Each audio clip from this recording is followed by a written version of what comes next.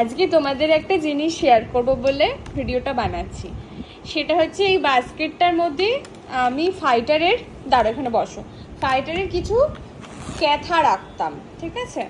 তো এইটার মধ্যে যা কিছুই রাখি না কেন সবও খুলে ফেলে দেয়, সেই কারণে আমি এটার মধ্যে এখন রাখা বন্ধ করে দিচ্ছি। এটা জাস্ট একটা এরকমভাবেই পড়ে থাকে।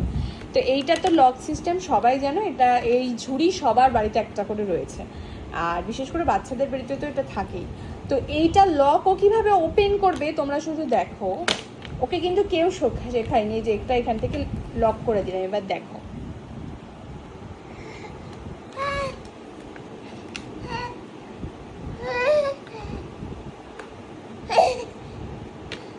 দেখো, দেখেছো কীভাবে খুলতে হয়, সেটাও খুব ভালো করে জানে।